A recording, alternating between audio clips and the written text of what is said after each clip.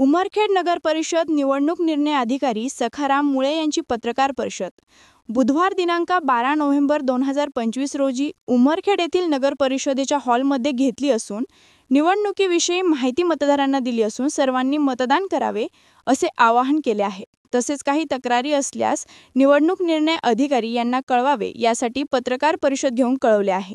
या पत्रकार परिषदेला पंचायत समितीचे गट विकास अधिकारी किरण कोळपे, मुख्य अधिकारी अजय कुरवाडे उपस्थित होते। उमरखेड नगर परिषद निवडणूक 2025 आपल्याकडे त्याची घोषणा झालेली आहे आणि 10 तारखेपासून ते 17 तारखेपर्यंत आपल्याकडे नॉमिनेशनची प्रक्रिया सुरू झालेली आहे।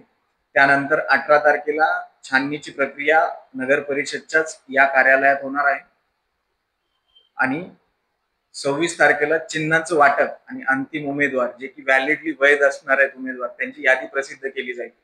त्यानंतर 27 तारखेला सीलिंगची प्रक्रिया पूर्ण होऊन सर्व मशीन्स तयार आपण करणार आहोत आणि 2 तारखेला आपल्याकडे मतदानाचा जो दिवस आहे त्या दिवशी मतदान होणार आहे आणि 3 तारखेला काउंटिंग मतमोजणी ही नगर परिषदच्या मंगल कार्यालयामध्ये होणार आहे।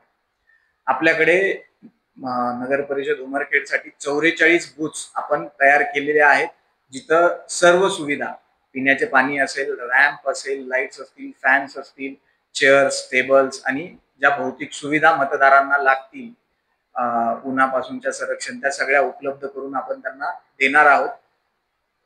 आपल्याकडे शहरी भाग जो आहे तिथे 40,760 एवढे वोटर्स आहेत। त्यामध्ये पुरुष 20,570 जवळपास 560 पुरुष आहेत आणि स्त्रिया 20,110 एवढे स्त्री मतदार आहेत आपल्याकडे। आज रोजी जेव्हापासून इलेक्शन डिक्लेअर झालेलं आहे तेव्हा निवडणूक आचारसंहिता लागू झालेली आहे आणि त्याची अंमलबजावणी करिता वेगवेगळे पथक आपण स्थापन केलेले आहेत। 4 मुख्य रस्त्याला आपल्याकडे 4 SST चे पथक आपण स्थापन केलेत, 2 फ्लाइंग स्क्वॉड्स आहेत, 2 VST च्या टीम्स आहेत, 1 VVT टीम आहे, खर्च पथक आपण स्थापन केलेलं आहे आणि आचारसंहितेचं जिथं उल्लंघन होईल ते पाहण्यासाठी MCCचं एक पथक आपण स्थापन केलेलं आहे।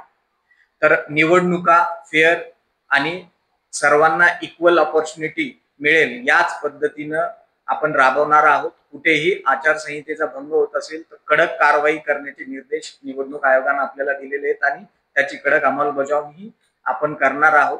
कुठेही नागरिकांना असं दिसून येत असेल की आचारसंहितेचा भंग होते तर आमच्या नोडल डेप्युटी DO जे चव्हाण आहेत त्यांच्याकडे तुम्ही तशी तक्रार करू शकता किंवा माझ्याकडे करू शकता, आम्ही कारवाई करू। तुमच्या माध्यमातून एक आव्हान असं आहे की आपल्याकडे जेवढे काही वोटर्स आहेत 40,760 त्या सर्वांनी 2 तारखेला मतदानाला पुढे येणं गरजेचं आहे। तुम्ही पुढे या, त्या दिवशी 100% मतदान होईल या दृष्टिकोनातून सर्वांनी आपल्या आजूबाजूच्या लोकांना प्रोत्साहित करा आणि जास्तीत जास्त मतदान होईल, पार्टिसिपेशन होईल आणि लोकशाही अधिक मजबूत होईल या दृष्टिकोनातून आम्हाला काम करायचे। हीच ती संधी आहे, तर या संधीचा योग्य उपयोग सर्वांनी घ्यावा हे मी सर्वांना आव्हान करतो।